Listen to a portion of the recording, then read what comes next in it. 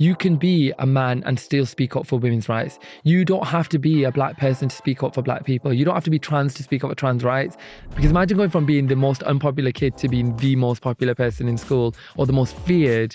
It made me a monster. I'm a brown man, working class, northern, and then on top of it, I'm a creator. Hello and welcome to How to Fail. This is the podcast that believes failure is not the end, just the beginning to a different kind of story. Before we get started on this conversation, please do remember to follow and subscribe so that you never miss a single episode.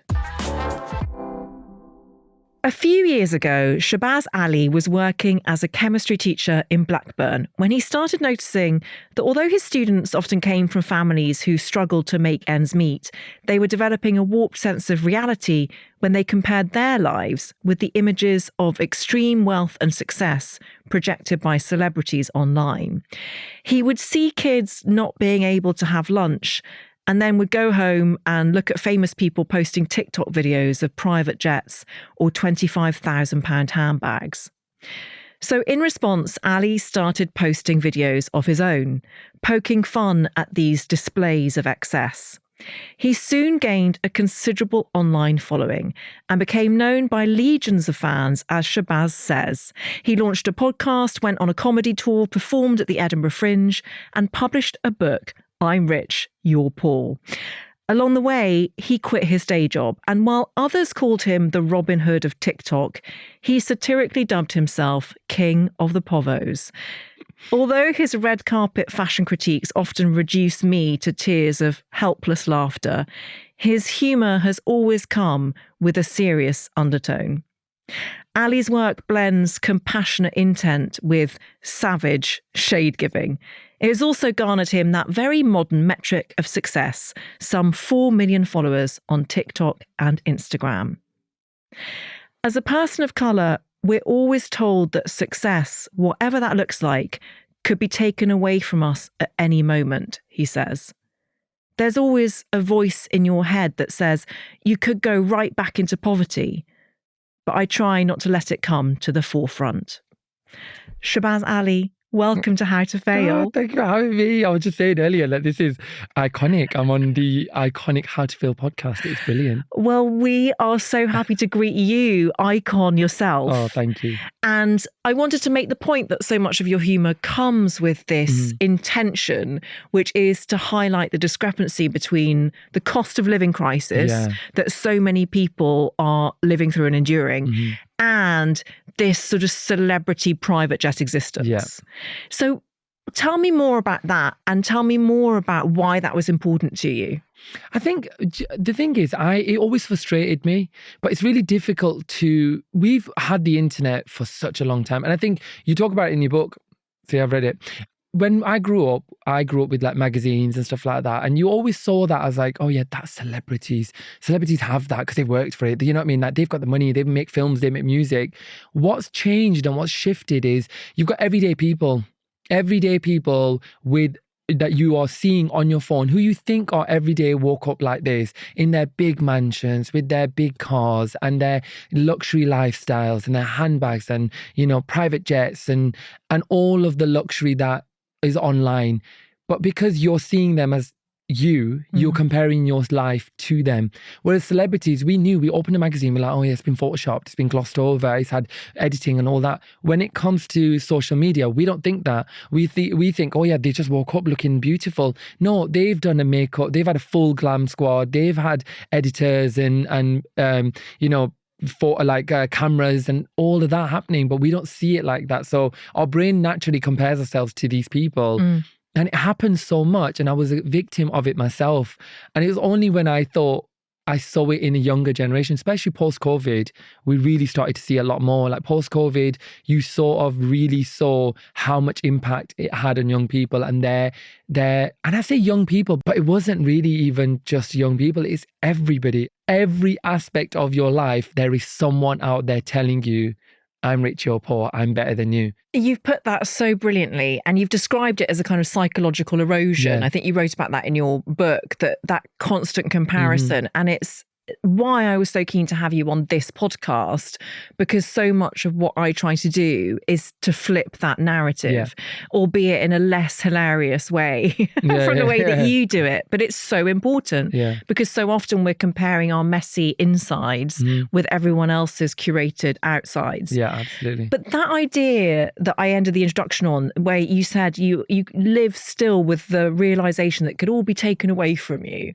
Yeah. Would you describe that as a kind of imposter syndrome? Absolutely. Absolutely. Poverty mindset. I say that will probably never go away. I am now 3 years into doing this full time, or 2 years, I guess, full time. And every single time I'm somewhere, I'm constantly, my brain is going 100 miles per hour because I'm always thinking, work hard, work hard, work hard. This could go away. This could go away. My brain is always on all the time. I just can't turn it off. And the imposter syndrome is still here. Like I was on tour with, thousands of people coming out to see me, and I'm still stood up on stage. I'm still walking off stage, and I filmed it. So I had a camera crew follow me around. And when I watched that footage back, I am still, after selling out a tour, I'm still walking off the stage going, was it all right? Was that good? I don't know if it was good. Did people like it? I don't know if there weren't a lot of laughs. And my friends are going, at what point are you going to shake yourself and be like, you got to wake up and go, smell the coffee and go, you are good at what you do. There's people that love what you do and you are successful. Why do you still live in that mindset? But in a way, that mindset is your superpower. Absolutely. It's the thing that enables you still to do these videos, because you're speaking directly to an audience that you can understand. Yeah. I'll never let that. I think there's a difference. I think having that voice is always going to humble me. So it's always going to keep me in a place of working hard, because it could all go away, but not letting it be a detriment, not letting it define who I am and define my every waking moment and my movements.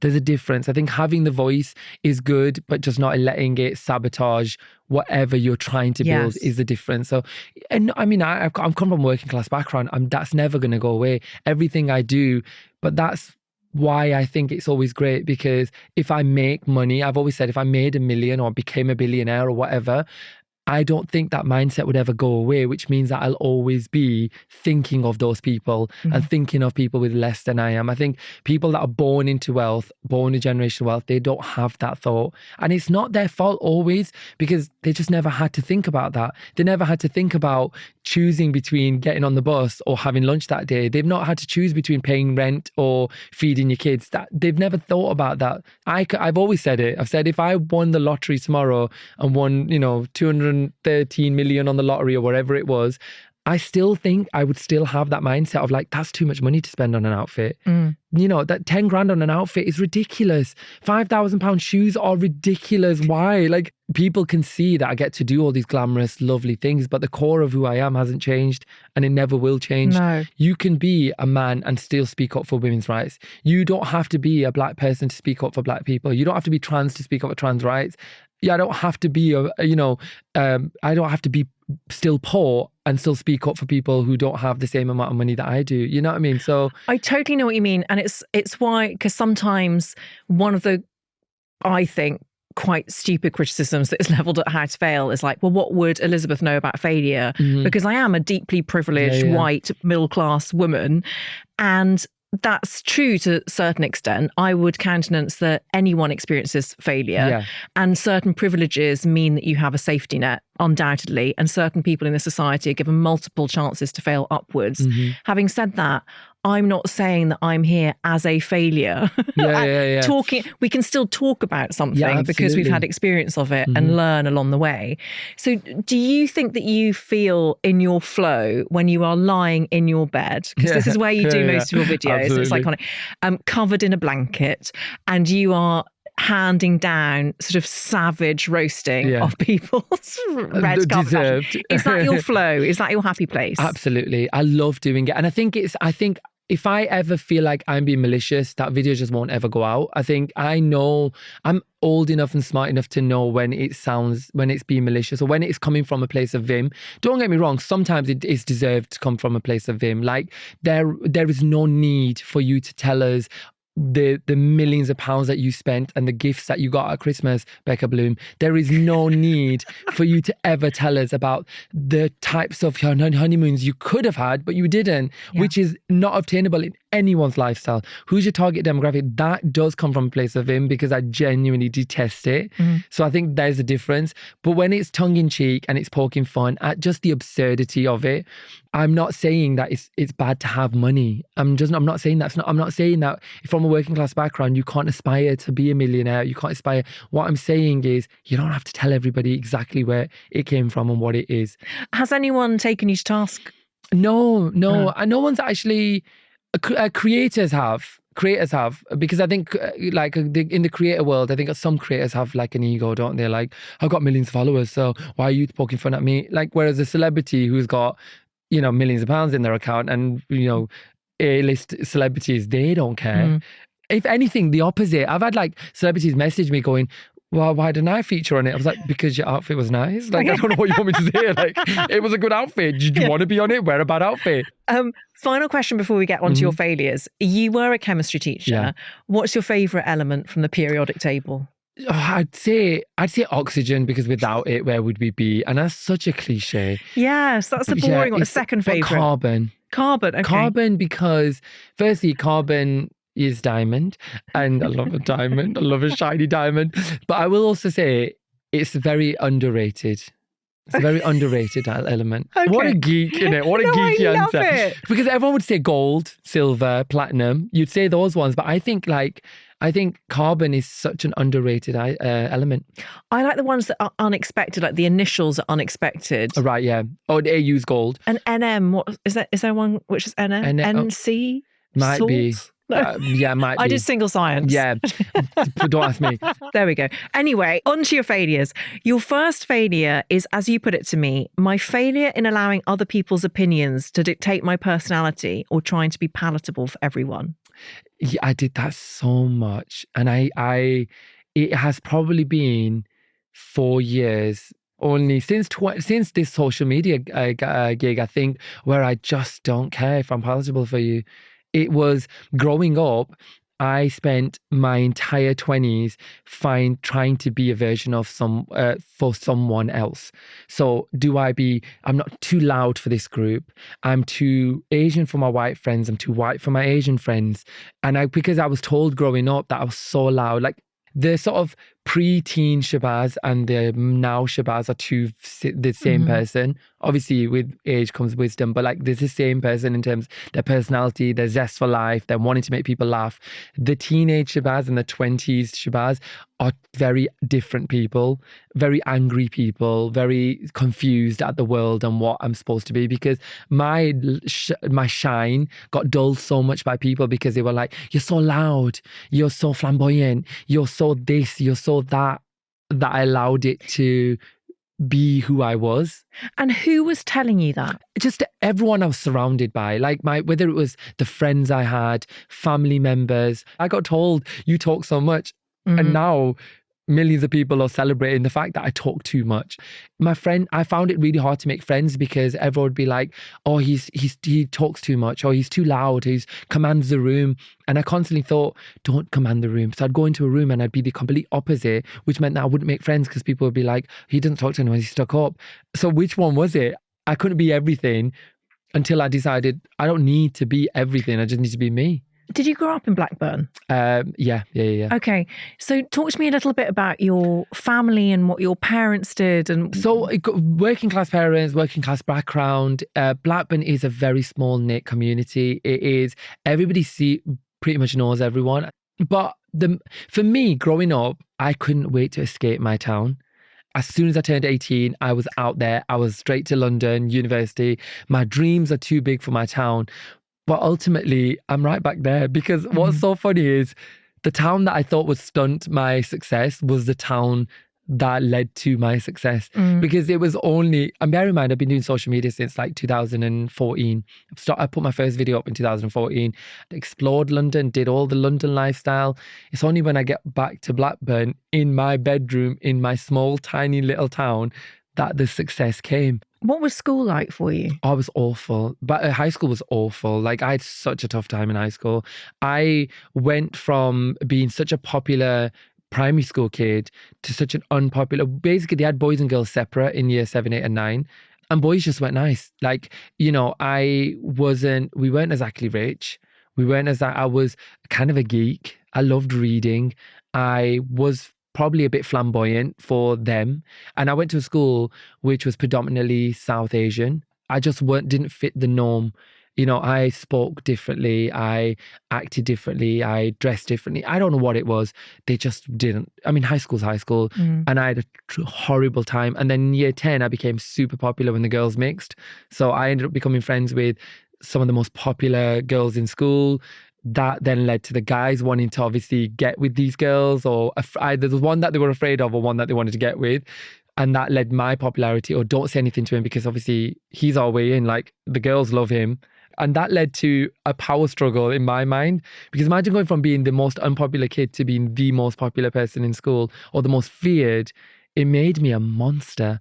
I think that led me to be a bit bitchy and a bit I guess a bit nasty. Year 10, really awful. Then year 11, I kind of scaled it back and thought, actually, that's not who I am. And then I spent my entire teenage years and trying to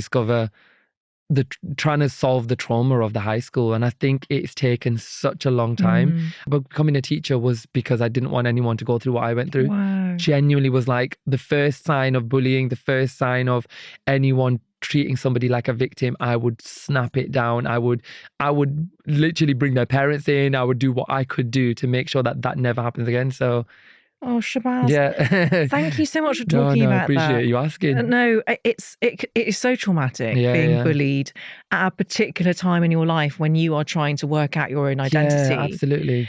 You are someone who occupies many intersections. Yeah. And I wonder, this is such an inelegant way of asking it, but is there one of those intersections that has been more difficult for you to deal with than others? Whether it's being working class, whether it's racism, whether it's being northern. I'd say the bottom of the barrel's definitely got to be being a man, because that ain't hard, is it? Right? So it ain't hard being a guy in this world, is it? Right? Let's be honest, right? Well, and I think sometimes when I'm really bad for it because I'm such an empath, so I find it really difficult to be the victim always. So like, regardless of what I do, I always think, you haven't got it that bad. So I've spent my entire life going, you haven't got it that bad. So yes, you're a South Asian man, but you're not a South Asian woman, are you? Imagine how hard it would be if you're a South Asian woman. So yes, you're working class, but you also you have got more money than other people. You know what I mean? So I find it really difficult to actually quantify what's worse. But I'd say in the life I've lived, in my experience, being working class probably is not as bad as being South Asian or brown working class. Yes.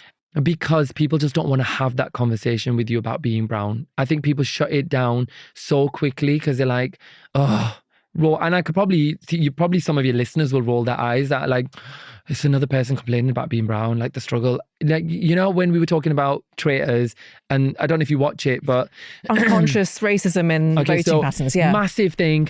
When you bring it up, there's collective eye rolls from a certain subsection, because they're like, and what they don't understand is unconscious bias exists for all of us, including people of color, because we can be unconsciously biased because we have grown up with white is right. And it's not a us and them thing. It's not saying it's a black and brown thing against white people. That's not what it's saying. Unconscious bias affects us. Within the Asian community, Asian people will move out of Asian areas to whiter areas because that makes them more successful. Because they appear to be more successful if they live with white people than them living in an Asian area. Is that not unconscious bias? Is that not a brown person being unconsciously biased towards their own?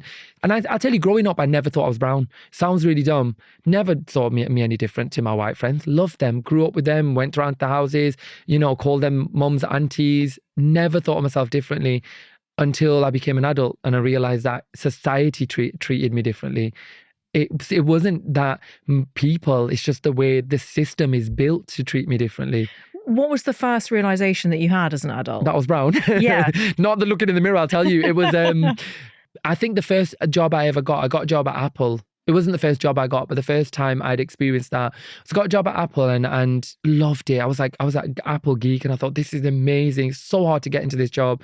And I was sat in the staff room and a girl turned around and said, well, you know why you were hired, isn't it? You were hired because the diversity thing, like, you know, they've hired a lot of white people and they've hired you because you're brown. And I thought, oh, wow. And at that moment, I was like, oh, that's the first time somebody had said that because of the color of my skin, that, you know what I mean, or differentiated something. Don't get me wrong, I use that now to my advantage. I'm like, if that's what you need to do, then hire me. Pay the checks if you need to. If there's a company out there that's like, we need to fill a diversity quota, hire me. Yeah. I'll be a diversity quota as long as my bills are paid. You know what I mean? But I think that was the first time. And I think my path is very hard compared to someone who's my white equivalent. And I've said this before, and I know it makes people uncomfortable. I know my manager probably squirms because she's like, don't say it. Not don't say it, but yes. I think it's one of those where, like, because I will tell you, I have to work so much harder than someone who has it just given to them on a plate because of the color of their skin, because of the fact that they're the natural default, and it's not even that the companies are being racist. They just know what their demographic is going to want. If you think about, we were talking about TV shows, I'm a Celebrity has only in 25 years has had one black winner. It's shocking. And even the recent series, the first 2 contestants who were voted out were black. Yeah. And the thing is, creators, we're not even allowed to be on national TV because we're seen as like the others. And then and we've had creators. We had Nella Rose last year, who's probably one of the most popular creators. And what did they do? They sacrificed her to make Nigel Farage look good. And then what have they done? Like this year, only the creator, Angry Ginge. Why? Because he's a ginger, northern, working class lad. So it does. So I get why the companies do it, because companies are also trying to pay their bills. They also want to do that. So they don't want to step outside the box of going, you know, we can't hire a brown person. Because think about it. There's been people complaining about the fact that all adverts have brown people on them at this moment in time. So I think that's been the hardest bit is, I guess, being brown's always been the struggle. But also northern I'm in the film and TV community. And I think being northern is awful, because if you notice what northern people look like in films and TV, and any adaptation, I said it recently, I was like, I read a lot of crime thriller books, right? Why are northern people not in these shows? Why is it always a posh white person going through a crime thriller like this? If you look at every adaptation, the big fat mansion, the big fat house, and then the only other working class person will be the working class person. Like, hello, me mum's from work. Like, it'll be a character who's hiding their poverty roots, and their mum is from working class council estate. And the northern element is sort of seen as a characteristic. That's like a shorthand for your character. Yeah. So it's the accent, and then the accent automatically means poor. So now I've gone from, I'm a brown man, working class, northern, and then on top of it, I'm a creator.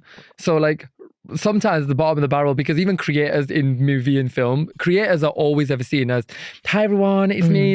If anytime you see a creator, they'll have their phone out and they'll be like the selfie taking creator, which is not what we are. So yeah, but again, I can complain about it, but there's people out there with worse. So. Yeah, and you're also not complaining about it. I asked you, and you've given me a really long answer. No, a brilliant and enlightened and interesting answer that I think it is necessary for people to engage with. Yeah, absolutely. Who do have a set of privileges. Yeah.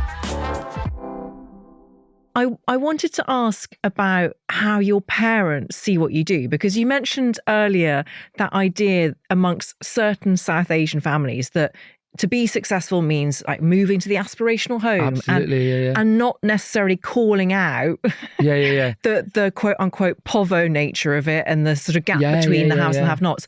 What do your parents think of what you do? So I find my mum struggled a lot with me speaking about poverty. Yeah. Because in her mind, I did the best I could. And I'm not saying you didn't do the best you could, but we didn't have the money to go to Disneyland. We didn't have that money. We just didn't have the things that other people had. And that's also okay. Yeah. I'm not saying that you didn't provide the best you did. You made the best of what you had. You came from another country. You were immigrants. You worked hard. You did what you needed to do. I'm not saying you were bad people. I'm just saying that we didn't have anything. So my mum really struggles with me talking about poverty online or talking about my story or my journey. My dad's just chilling. He only found out I was famous last month because his mate told him. Like, his mate said to him that I think we have a local magazine in Blackburn, and I was on the cover of that, and that's when my dad found out that he was like, hey, are you famous, aren't you? Because his taxi mates were saying, he's a taxi driver. Yeah. They were saying, oh, your mate, your son's on a magazine. He's big in it. My mum really struggled with that. Like, I think my mum struggled with, like, you never talk about poverty, you never speak about it, because why would you put that shame on us? But I think she's gotten over it. She's gotten over it because she's like, it's part of who you are and it's part of your identity. Also, I think she has to get over it because she doesn't have a choice. I've already made the videos now, so what are you going to do about it? I'm on Elizabeth's podcast talking about poverty. Yes. It's out, innit? So what are you going to do? And I want to pay tribute to your mother and your dad because they have created you. Yeah, like, that's absolutely. amazing. And what a resource for so many of the rest of us who feel lost or overlooked or like we're not enough. So thank you to your mum and dad. No, they are, and they, like I said, they're great, and like they love it now. Like, my dad's like, buy a house, and I couldn't care less about buying a house. Buy a house, get married, have kids, and that's what their aspirations are. I can't die if you don't get married and have a kid. That's like my mum's like, I just want to die, but I can't until you all have a kid. And I was like, Mum, you've been saying you're gonna die for the last 10 years. Still here with us, thank God. But you'll be okay. How old are you? I am 33. Okay. Yeah. You have incredible skin. Oh, thank you. Yeah. It takes a lot of work. I can also tell, like, it's beautiful. So keep doing it. Okay. Your second failure is not recognizing your own strengths and abilities earlier in life. Yeah.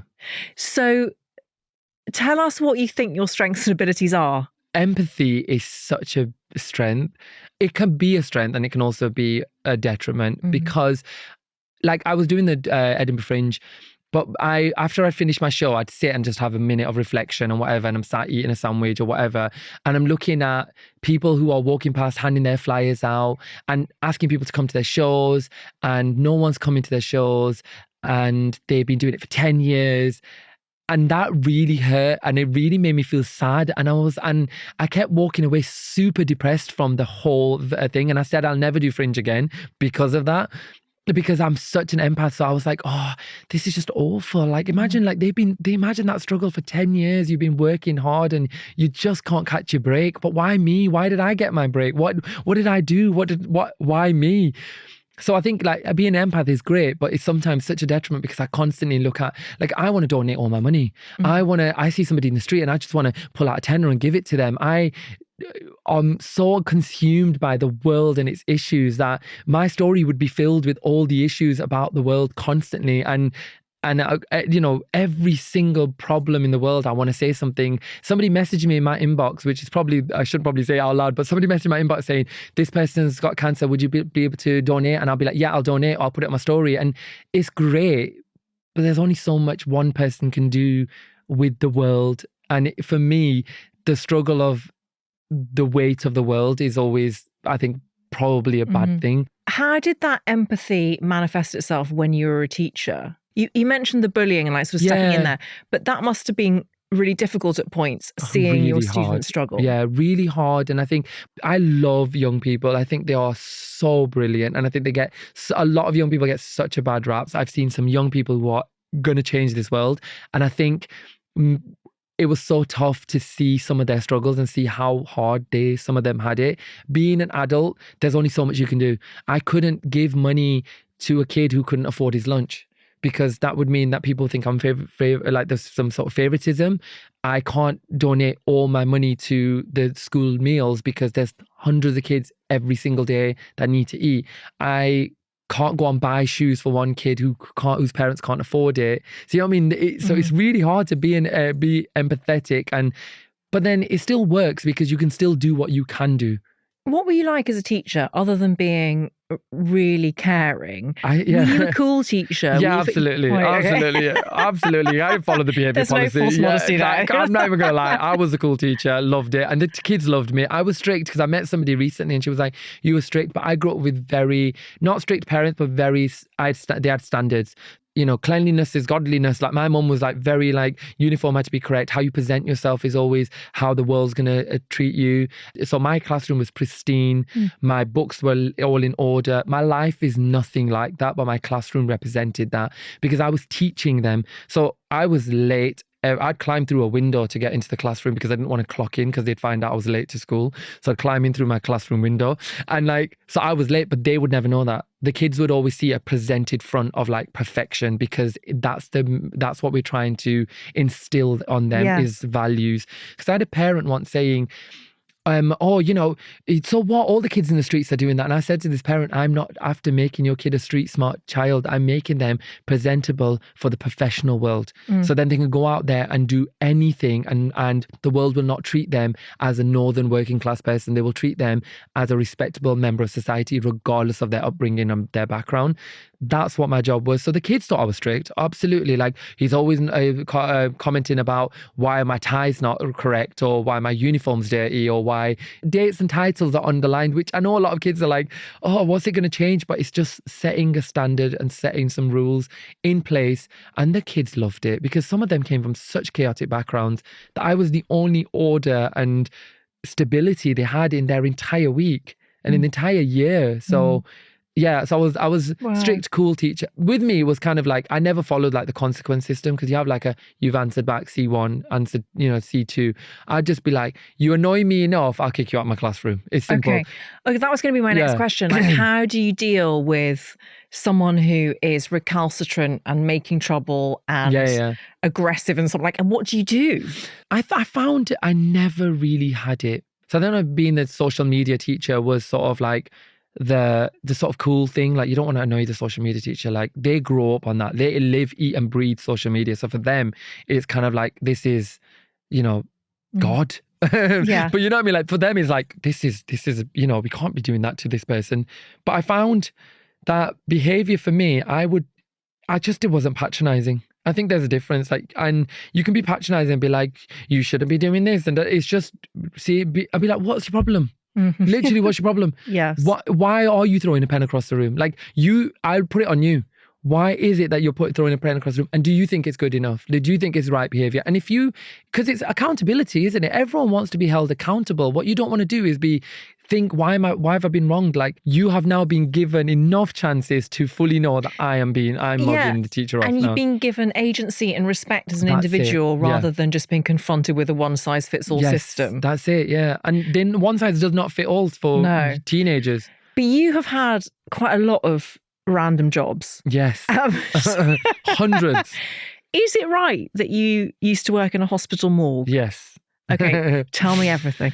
So I don't actually talk about it. It was so I've worked in a lot of jobs, and I think the morgue happened by accident because I was working in a lab, actually labeling like poo and pee and blood. So mundane, like just printing a label out, sticking a label on it, printing a label out, sticking a label on it. Then opening came up in the morgue and I was like, okay, this might be fun. Why don't I just go and do that? Like, see, it was only like, I was a lab assistant, so I wasn't doing much. And then it just was incredible. And then I worked there for years, worked my way up. I was meant to do medicine and become a forensic pathologist, but I quit and became a teacher instead. So didn't actually pursue that, which broke my mum's heart because she was like, I can't believe you are a lowly paid teacher and you could have been a doctor. But yeah, look, I loved it. I think it was a great job. What did it teach you? What the job? The hospital morgue, yeah. I guess it taught me resilience. You gotta be, don't you, if you're surrounded by death all the time. It definitely gave me an appreciation for life. It gave me appreciation for human beings.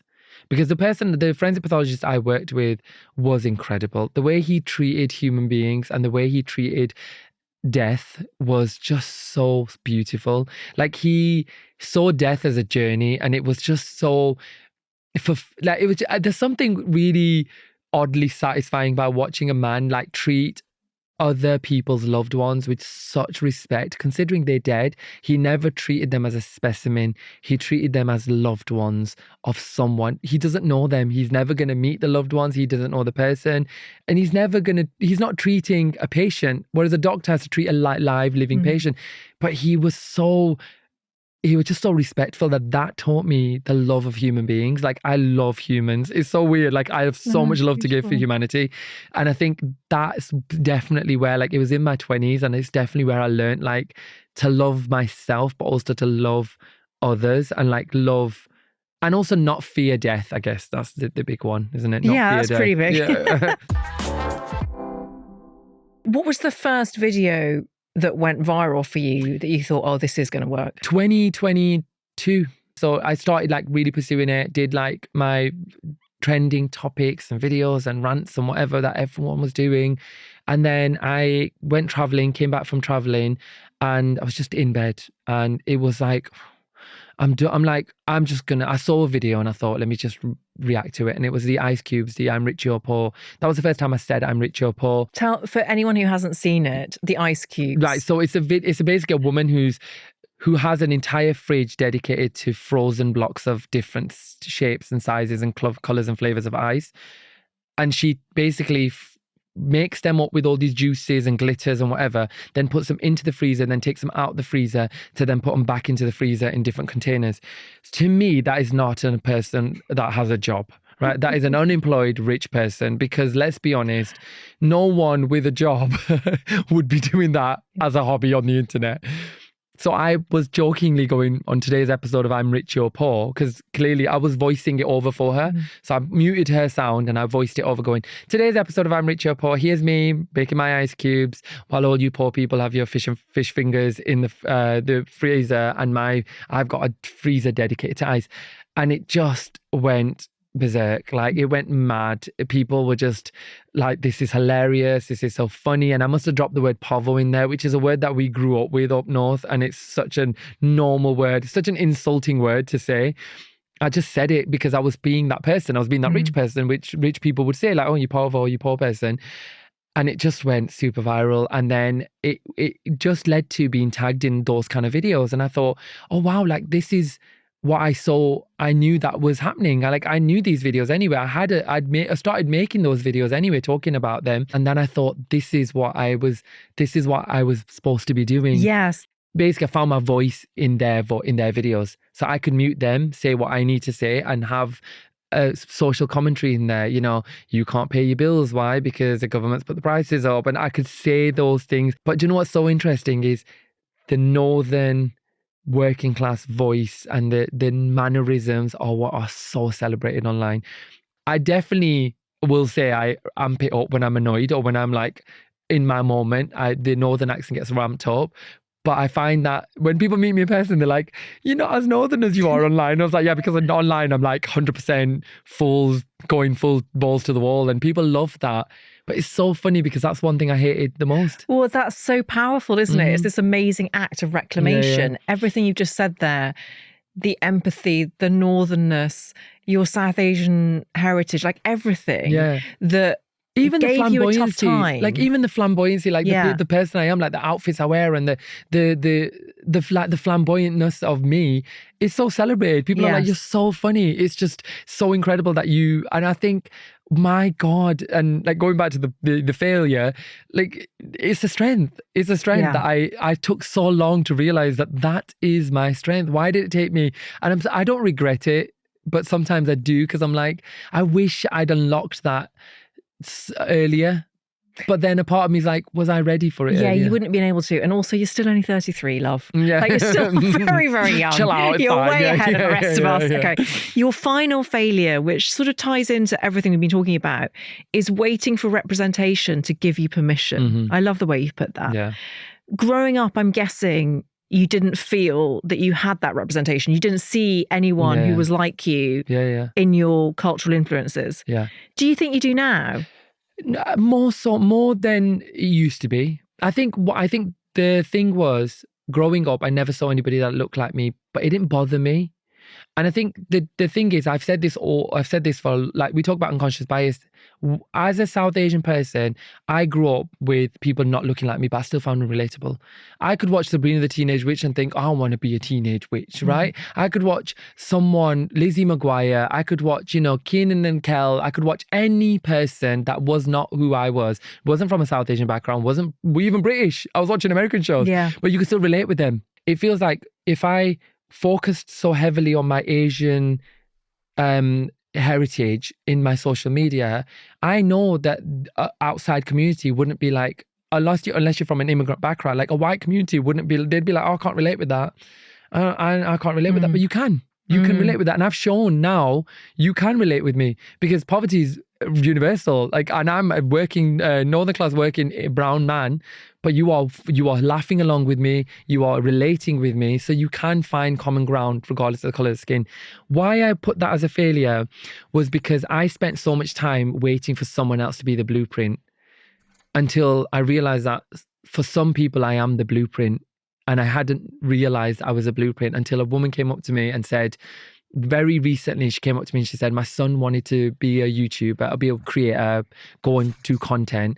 And he showed me your videos as the blueprint of a successful person who's doing it.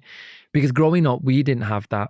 Even to the likes of like Harry Potter, as jokingly as this is, I wanted to go to Hogwarts. I loved Harry Potter. And I said, I can't. I said to my mom, I want to go Hogwarts. My mom said, where is the brown person in Hogwarts? And I was like, oh, yeah. Until Padma and Parvati came along, but there was two of them. We didn't have one, did we? So, and I used that as an example because it was me growing up thinking, oh, well, I don't have it. So then you can't say to your parents, Mom, I'm quitting education, going on a gap year because I want to go discover myself. Well, who else has done it that is successful? Yes. Who else has done that is successful? Tell me. And if they haven't, you've got nowhere to go. Riz Ahmed is one of very few actors that is doing it successfully. But even then, the struggle that man has, like, he is such a talented man. He has done huge movies, but is he as famous as Timothy Chalamet or one of these other people? He's not. Why? Because his brownness stops him from achieving that, doesn't it? But he was a blueprint for us. So for every South Asian boy or girl, like especially from a Pakistani or a Muslim background, you'll ask them, you'll say, who you want to be an actor? Who's your blueprint? They'll say Riz Ahmed. But because there's not enough of us doing it.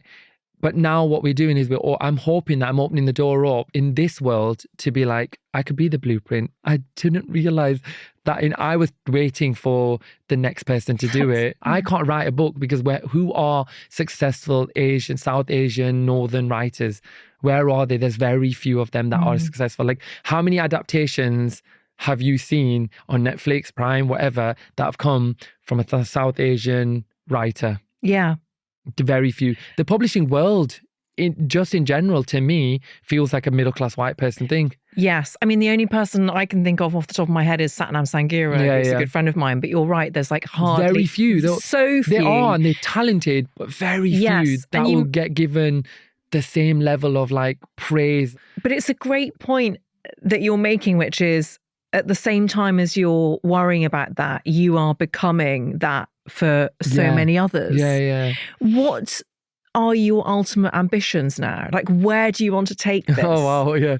Writing a book was always one. I think writing a book came it happened because I had loads of notes and I thought, let me put this down into a tangible form. But also I really want to get my South Asian community reading. So the book's really an easy read. It's not, it's not a great novel. My book is an easy read. It's in my voice. It's just one of those books where it's not a story, it's just a journey. It's just a bit of a memoir and a /fun comedic book, which I was like, at least it could be a starting point. I'm constantly chasing a dream to open the door for other people. But I think my ultimate ambition is I want to, I guess, crime thriller, I really want to write one. Oh, but you'd be so good at that because of the hospital morgue experience. Yeah, that's it. And like, I really want to write one because I think, especially I really want to write one from a different perspective than what we've seen. I think it's always, like I said to you, it's always like middle class people that are always going to middle class problems. Not all of them, because there's some really good, like even Scottish ones with some really good like working class background ones. But I thought they're often written by middle class people though. Yeah. It's always it's always a middle class person going, do you know what, poverty, great. Can you be really super poor? Can't shop in Asda. You've got to shop in like Aldi. And they're really like cliched. But I think I don't know. I have that.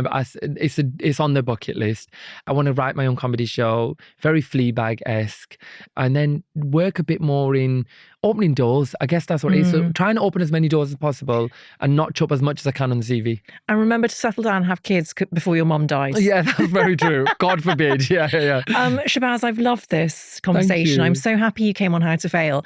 Now, given you are a former teacher, I would like you to grade this conversation. How did it go for you? Brilliant. You're so good at this. And the reason why you are so successful at this podcast, which very few people can do, is because you make it so easy to speak to. I think in all the Stephen Bartlett's of the world, you can probably cut this out, producers, because you probably will, because you don't want to leave it in. Clip it. Yeah. On all the male podcasts, whether you've got, I think there's very few podcasts that I've listened to where the conversations are genuine, and I think you come from a genuine place. Like, and if anyone hasn't read the book, at this point, read the book. It's brilliant. Like, your book is so on par with everything I believe. Yeah. I'm so happy I slid into your DMs. I'm so happy. Yeah. I thought you were going to give me a savage roasting and it would be hilarious, but actually you were so genuine and complimentary, and that's really moved me. Because if you asked me at the beginning, you've obviously you've set the tone as this really lovely tone. I don't think I could be nasty now, but it's great though. You've it's a good podcast, and I think like I said, in all the podcasts out there, this is one that genuinely speaks from a place of reality, and I think we need more of that. Thank you so much. You're welcome. And keep doing what you do. Thank you. Thank you so much for coming on How to Fail. No, I appreciate it.